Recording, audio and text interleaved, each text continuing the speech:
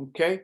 And so we're not doing introductions except for Jeff. My name is Kevin Clark from Dakar Media Foundation, and I am going to introduce Jeff Burke, who has invited Dakar to participate in the National Science Foundation initiative. And I want to be able to give Jeff the floor so that he can tell us a little bit more about the project and more context to how the project can help our communities.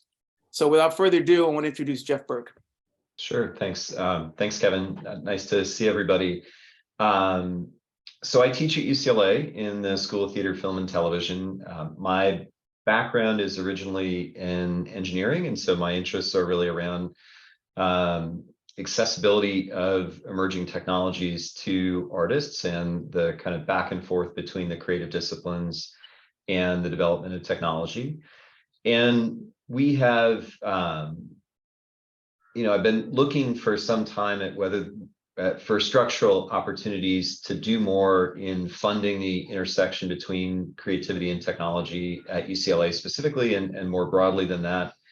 And there are not very many at kind of the scale that we would like to be able to do, to make some major institutional change and have regional contributions. So recently, the National Science Foundation launched a program called the Regional Innovation Engines Program that is new and intends to fund in the first cycle, I think, 5 centers across the country that are supporting what they call use-inspired research, transfer of innovation to society, and workforce development. And they have a sort of strong interest in building up a more diverse workforce and providing access to advanced training opportunities as part of these programs. And so we had the idea to put in a proposal that was specifically focused on the intersection of the creative and technology sectors, and which is a little different than I think what NSF is typically looking for. I think the other 199 or so of the proposals are in climate and sustainability and other sort of critical areas, but we wanted to have something on the table with NSF around creativity and technology. I think especially, over the course of writing this, looking at what's been happening with AI and the impact on, or the potential impact on creative jobs and the creative sector in general, has kind of hit home the need to try to do something substantial in preparing people, both for the current workforce, but also how it's changing. And so we put a concept in June, I think, around this idea to NSF. It was accepted to kind of the next step. And based on the feedback that we got, we put together an internal proposal at UCLA. So each campus gets to put, or each organization really gets to put one of these forward per cycle.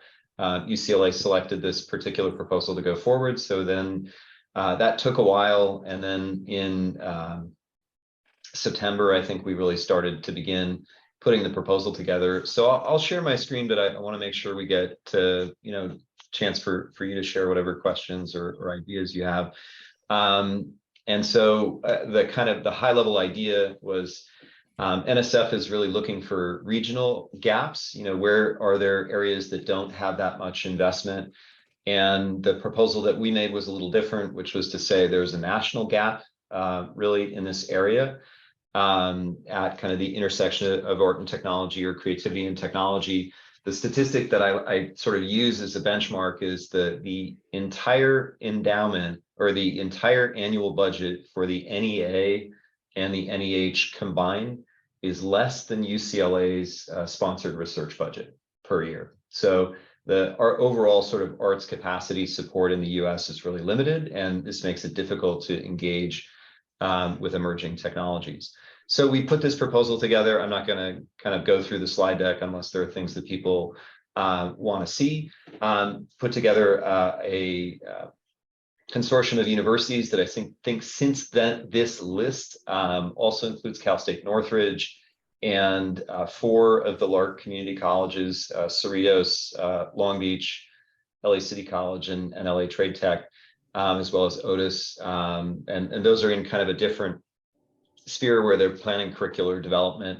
And so the overall idea of the proposal is to focus on creating what are essentially research studios in 3 areas that are areas of national priority that we can make a good case to the National Science Foundation that there's work that needs to be done, areas of creative opportunity and opportunity for workforce training and building jobs, trying to find more ways to get a broader and more diverse group of people involved in these fields. And those 3 areas are AI.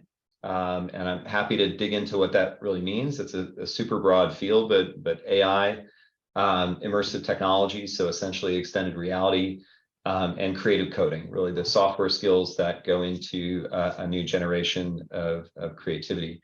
And so the idea, the request to NSF is essentially within this, what they call an engine, let us create 3 studios that have physical footprint in LA, Mesa, and Las Vegas, and are connected and start with the campuses there and some of the universities and colleges that are here, but also have connection through LA EDC. I see Jermaine here, and through the Department of Economic Opportunity and others with kind of a broader range of workforce training opportunities. And then in addition to that, there are some other parts of the engine that support curriculum development and research and tech transfer. We were able to get a good sort of mix of for-profit and nonprofit companies put together. So for example, the small businesses Trigger Global, that's an XR agency, Processing Foundation, that's a nonprofit looking at creative technology, and the Walt Disney Corporation as kind of a early partner, and then a longer list of folks that we felt were doing kind of providing platform technologies, arts organizations, groups like Dakar that have great networks of people and work that they're doing in LA, and put the proposal in, and now are going to probably wait for 6 to 9 months to hear back. And so the goal that I have right now is just to also try to follow up on the relationships and opportunities that came from this. I think I would like to see us do something, even if we don't have the NSF support, or in anticipation of the NSF support. I'm still sort of recovering from the proposal process, so I think that conversation will happen over the next month or 2, but I'm committed to pursuing it at UCLA with the leadership there and see what we could do. So that's the kind of quick description. I'm happy to either answer more questions about the details of exactly what we proposed or how it's imagined, opportunities that might exist, or to hear your thoughts on connections.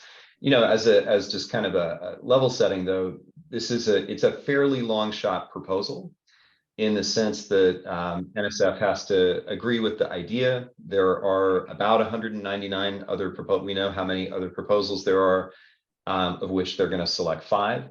But we think the groups that are participating are strong, and the case is pretty strong.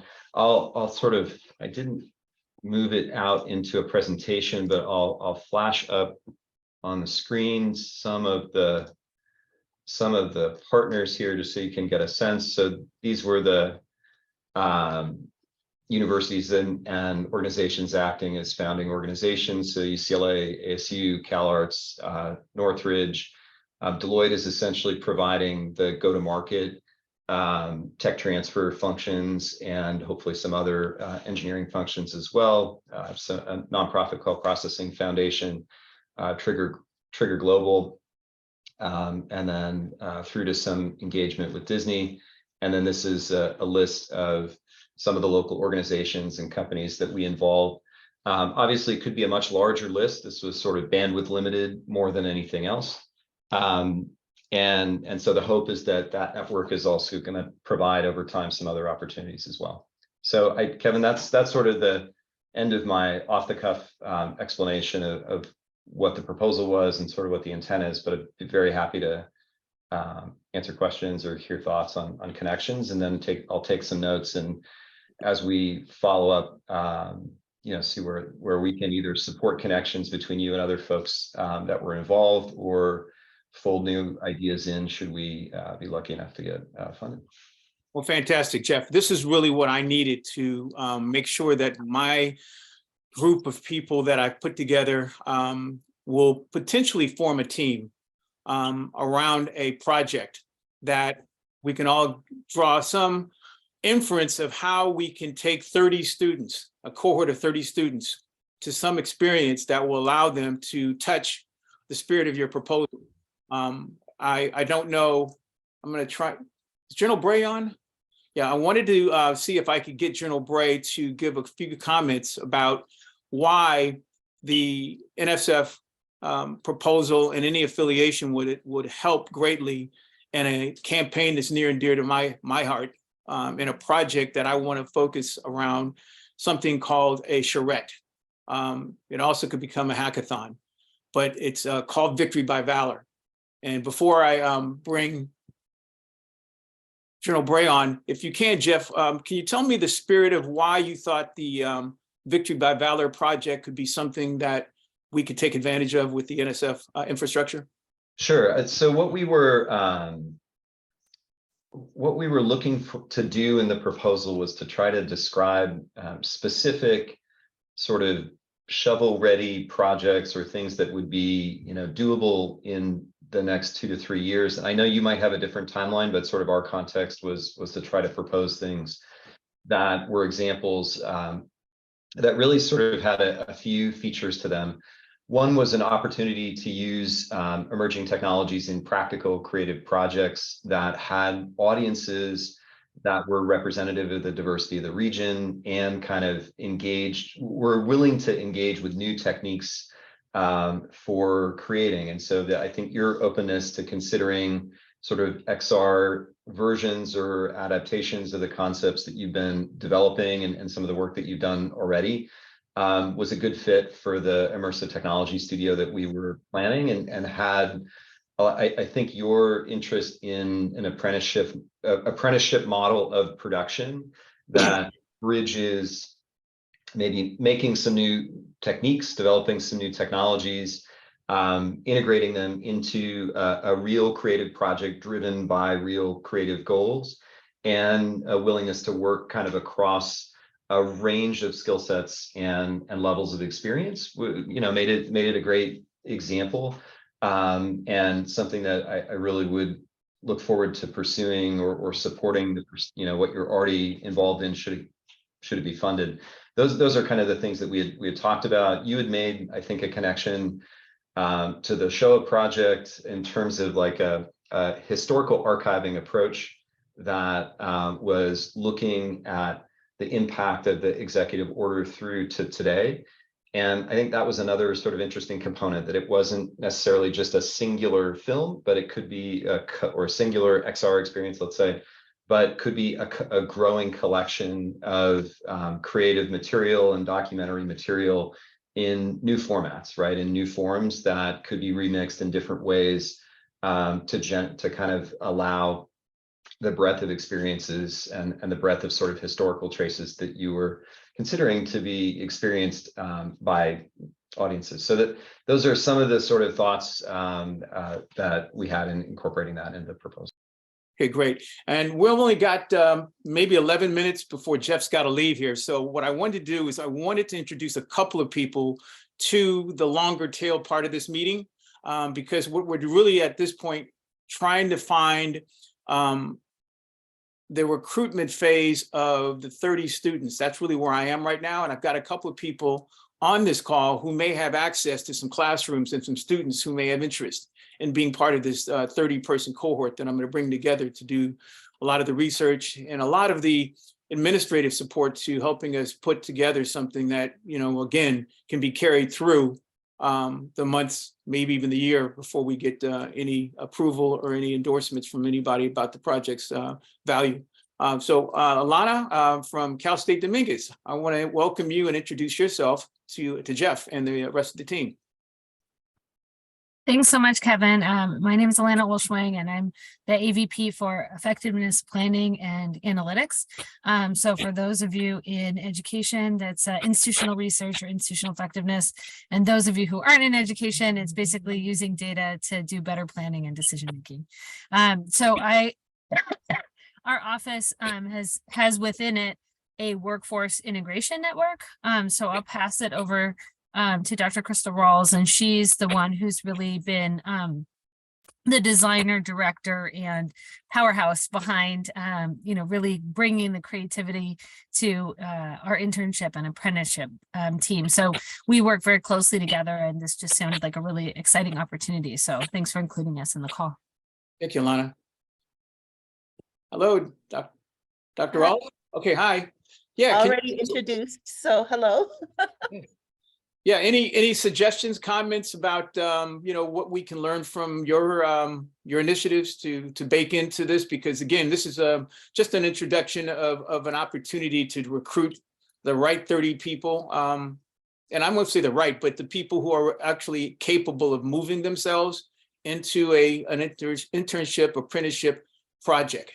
So that's what we're really looking for, is again, getting those numbers to 30 and having a composition of 15 young men and 15 young women who need this training, but more importantly, have the capability of pushing something through as a team.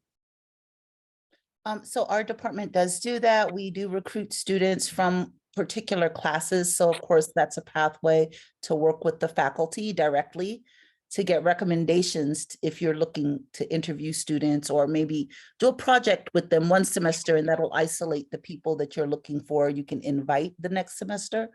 I love that you're mixing creativity with technology. That is also something that we are doing within our internship apprenticeship program. Ours is working with 501c3s for social good projects, specifically integrating technology with whatever curriculum background a student comes from. And like I said, we work with faculty directly. And so maybe we can help put you in touch with some faculty members, visit some classrooms, and get students to opt in. Always agency and empowerment's the best way to go. Okay, and for those people who have to leave the call in 8 minutes, Jade Stevens, who is an instructor at Cal State Dominguez, we're currently working with her on she has a capstone course in interactive media and design. And so we're going to be working with some of her students for this Victory by Valor project. She won't be able to come on until 2 o'clock. So if you guys can hang over for a few more minutes and meet her, it'd be great to let's see if we can start to stitch together some people who have not only students, but have interest in finding students and faculty who can actually put this collaboration together. One other person that I want to introduce before we break, Journal Bray. I see a top of your head there. Okay, there we go. Journal Bray, any comments that you have in the process of getting more research around Executive Order 9981, which is the I know it is. Yeah, say it again? yeah, I know what it is. This is the gentleman that was speaking earlier. I would really like to hear what his ideas are and what has been already posited to him for efforts for a year-long or more program trying to leverage the two pieces. And I'd like to hear from him. Then for the good of the body, I'll give you a 1 minute or for everybody else to give them a new perspective of looking at 9981. Okay. So Jeff, do you have the tenets of 9981? Do you know what that was? I have it from our discussion. Yeah, and I guess in terms of General Bray, I just want to make sure I understand what you're asking for. The two pieces of the two pieces that are being integrated, or what are you referring to? Yeah, there is the story and the military impacts of 9981. Pure and simple, basic stuff. And for everybody else that's not on the line, 9981 was the executive order from President Truman in 1948 to integrate the services. That's the bare bones view of it. Then the second part was there's an effort within that. There are people that did some things. A lot of them became athletes, etc., that were part of that transition. I've got a broader view that I was going to expose, but I want to hear what you're thinking first. Yeah, I think where and thank you. I think from the last conversation that Kevin had organized, the takeaway that I had was the opportunity to start with people still alive today or well known today, that were across a wide variety of sort of walks of life and different industries and occupations, and to kind of consider a broad set of visual and oral histories from those folks that were essentially shot in new formats, for lack of it, just not having thought about it too much, but that were, shot in new ways, a new kind of historical archive that could be integrated with formats that are maybe not as linear as film was before, to allow people to follow their own interests in understanding the historical trajectory from that first component that you described through to the second component, and it's sort of present day connections that people would find. And so, I think I know we have a lot of students and a lot of faculty, and I think it's true generally that are kind of moving very much towards nonlinear experiences and ways of moving through media differently. And that seems to me to open a lot of possibilities for the kind of web of historical stories and connections that you two had spoken about. So that was the takeaway that I had, was kind of the tie from extended reality or new media to the interest in this project, was that ability to like trace many paths. And I think also engage people with new types of media seemed to be a good fit, right? That was the takeaway that I had. I hope that answers the question. It does. And what I would tell to everybody else listening is this: 981 in its raw sense is the integration of forces. And most people, especially those who propense to look at the military as its own entity, as opposed to being a political arm of our nation. And that's what it is. And so then you have to ask yourself, how did it get to there? Why did it get to there? And then what did it really mean to us as a nation? I think that becomes the academic discussion for the people who have to almost ask them, how were you, rather than say, what was it? How were you affected by 9981? And then for those who are in the visual media, try to capture its impacts in both the study and the delivery, to try to convince, after you understand it, convince a whole new audience of its impacts. This is the 75th anniversary. It was an executive order that could have been overturned by the next president, because it really wasn't a law yet. It wasn't, it's sort of like the 13th, 14th, and 15th Amendments, which took us from being an enslaved persons to basically overturning some of the effects of what happened in the Emancipation Proclamation, which was only for the South, as opposed to the 250 other enslaved persons that didn't become free until the 13th Amendment, an additional 5 months after Juneteenth. That kind of stuff. So now you look at the impact of the story and you say, okay, what does it mean to us? Let the students go and explore it, and then tell the story in the way that becomes both important to them and important to the nation.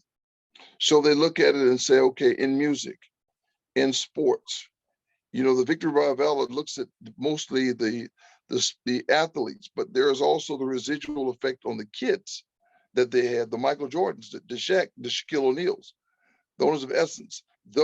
That's a whole nother group. And then you start to look at the housing areas. Watts is a classic example of what happened. If you tell that story and look at because what transition was not the military, it was the minds of those who fought. And then you combine that with the chronology of love of liberty, you have multiple stories that can be selectively chosen to peer into and let folks in front of, behind, and the editors or directors tell those stories the way they want to tell them, in relevant ways to today for the folks who do it. Those are the thoughts that I would offer to you. Right. Great. And Jeff, I know you're short on time. The meeting will continue on because what we're really going to be working on is not only the 30 students that we're going to recruit, but we also have a couple of my apprentices on the line who've been working on the content. And so what we're looking at is obviously to present the content that they've been working on and the processes to an audience, either online or in a physical screening setting during Black History Month. So that's what we're going to be discussing afterwards. And the goal really is to try and make sure that this becomes a short to long-term ongoing effort of giving students a chance to touch the tech, create their own stories, and then obviously their ability to curate, publish, and distribute this content to the masses, but especially for ethnic studies. So I wanted to bring one more person. Anna Marie, could you, any suggestions, comments, especially regarding ethnic studies and its impact of the media on ethnic studies? Well, I find it difficult to not see how that's an important impact on every level. Maybe it's just always touched my life. But I was thinking, my mind was going like, who do I know?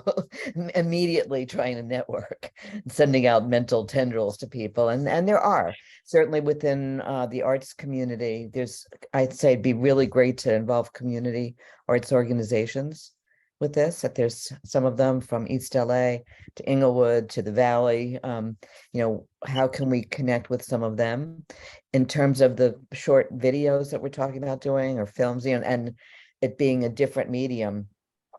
It is the one thing, and I've been to the Showa Foundation and their archive and saw that it's pretty amazing. But one of the things that they have is a format.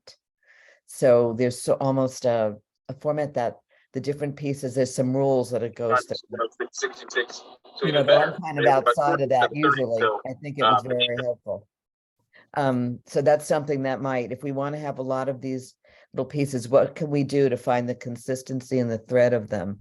And therefore also find that consistent story. These stories are incredible. I sent you an article or audio piece I heard on George Shirley, who was like the first African-American singer at the Met.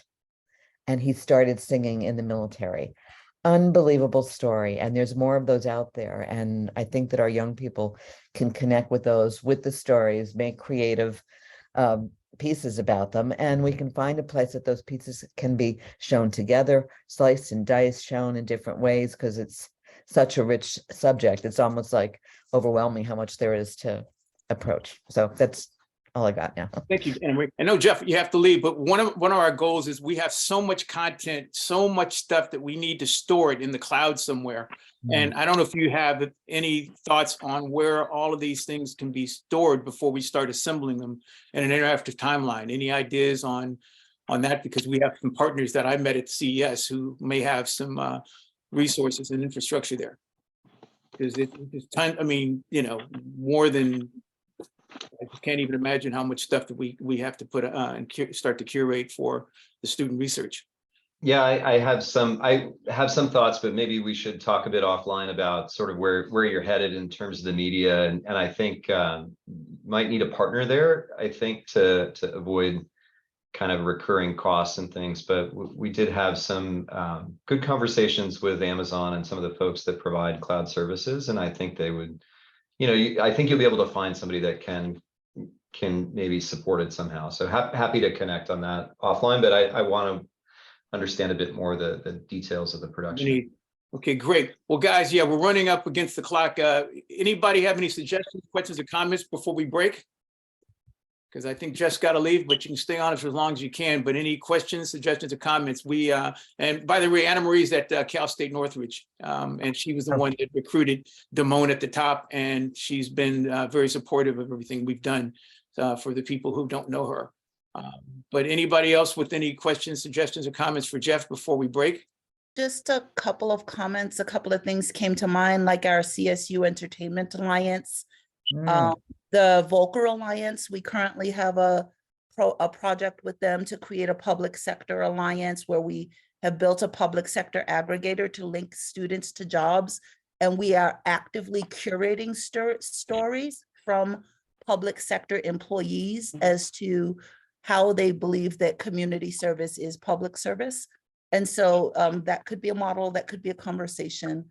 And we're about a month away from launching our website for testing. Oh, So great. I Great. could share that information. Are you going to launch it during Black History Month, this portal, this site? Possibly, yes, but it's a public sector aggregator. It's a tech tool. And a website kind of built around that.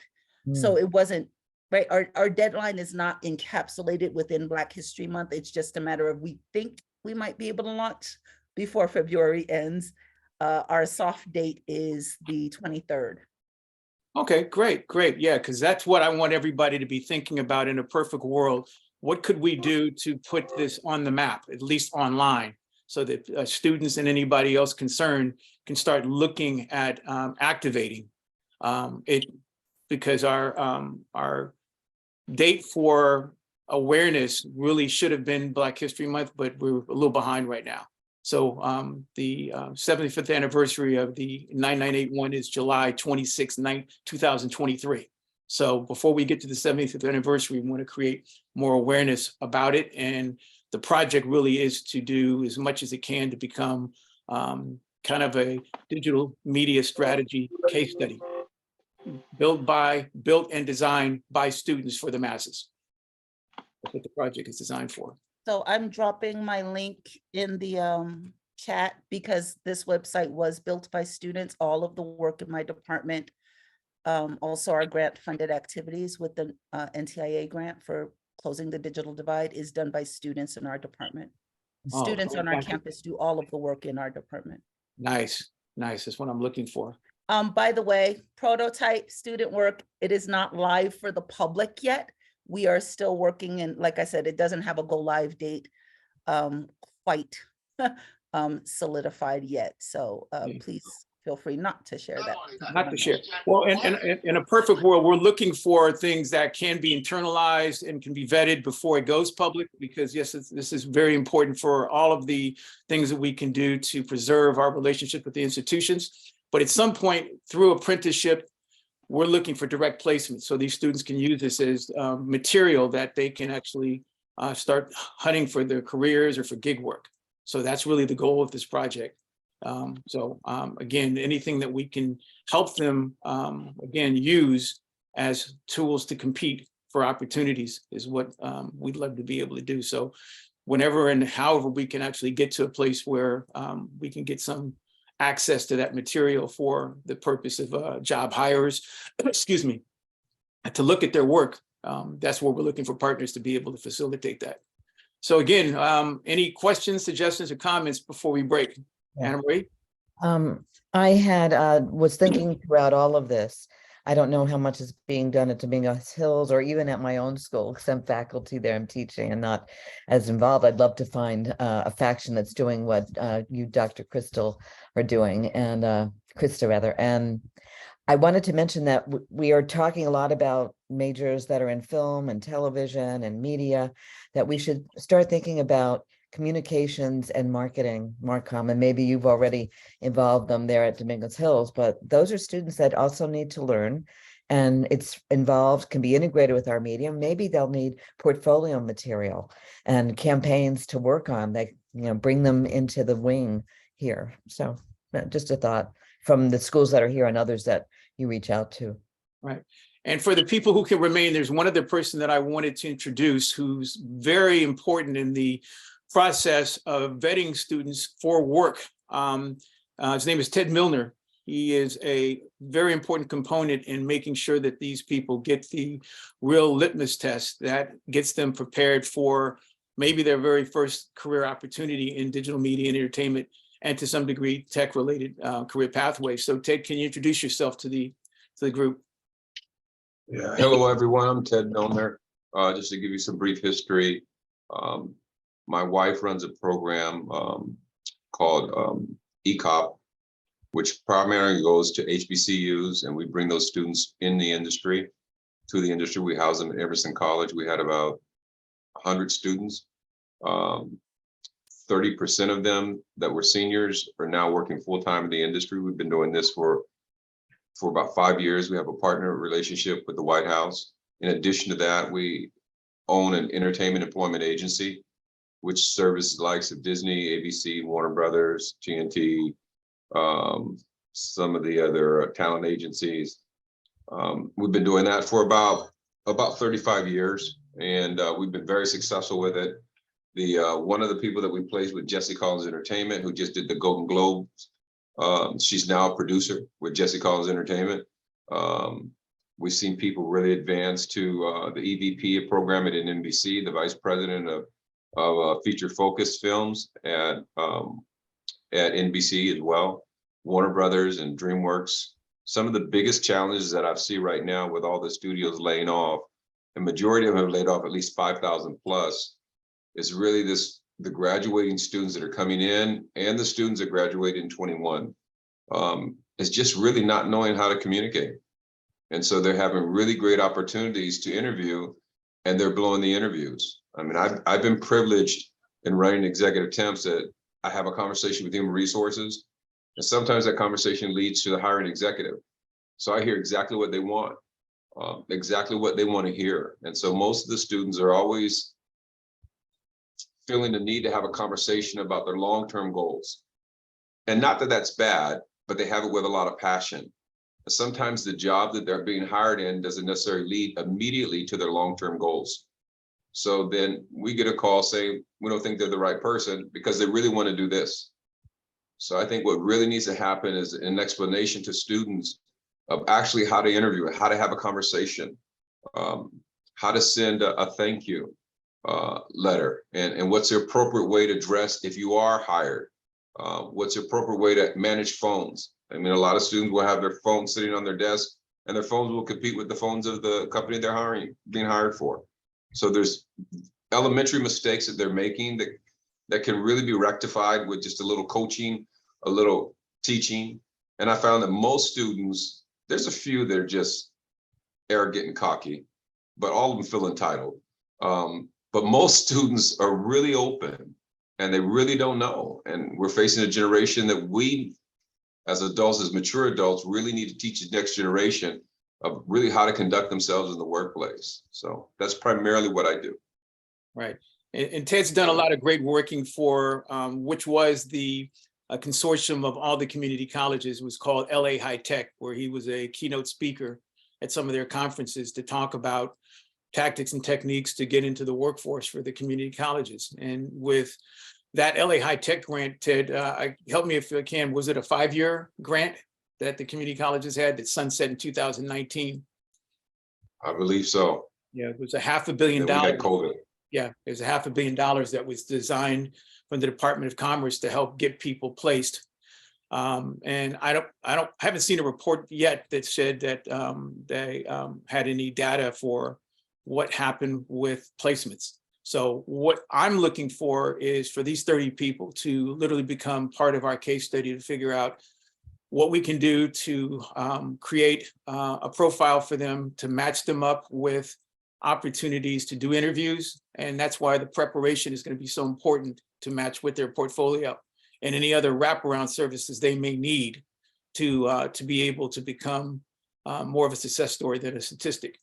And so that's really the heart of what this project is. And this is why I approached through Jermaine from LADC and SURF. What we've done is to try to make sure that instead of continuing to train and to educate people, is to really look at the long-term goal of direct placements and what does that really mean. And so I'm really challenging everybody to think about, in a perfect world, how does any of these efforts really result in getting someone placed, at least in a gig opportunity. And so my goal is always to be to expose them to things that I can. And if I can't get them placed, I'll hire them myself on my projects, especially this Victory by Valor project. That's my plan is to hire people myself. So I'm looking at these 30 people being folks that we could actually put to work. We've got a small working budget right now. Got Damone at the top, who's done a yeoman's job on putting us in a position to get this project to a place where we can start to present it. JP, he's another one of our paid mentors who's going to be taking over. And, we're going to bring back everybody at the end of the process to present how, the who, what, why, where, and how of their experience being involved on this pilot project. So instead of just looking at a program and an apprenticeship program, which I have a, federally registered program and a state program that's pretty much almost done. I want to make sure that we have the opportunity to look at placing Damone and JP in positions where they not only are getting paid, but they're being able to look at it as the kind of experiences where they can come back and then bring some of their experience and their inspiration to other students. That's what we're really looking for, is more student advocacy, more student voice and agency rather. So with that in mind, I'm really looking to start putting a working document together about something we can do in Black History Month, whether it be an online event or if a physical meetup. That's what my goal is for Black History Month. And we're planning on doing things in March, and we're working with Jay Tucker from UCLA, excuse me, I'm losing my voice, in April. But I still want to be able to make sure that everybody has a focus on bringing students to a project to work on a specific deadline and goal of completing something that's gonna have certifications, gonna have graduation in mind, but something that will really help them get placed. So any comments, suggestions before we break? No one? I just want to say hello and goodbye, because I came in and was not able to say hello. Nice to see a lot of the familiar faces here from before. And thank you. Okay, thank you guys. My voice is going. All right, stay tuned. Thanks again, Kevin. Bye, thank you. Thanks. Hi, thank Take care, everyone. you. Take care. Thank you. Hey, Kevin.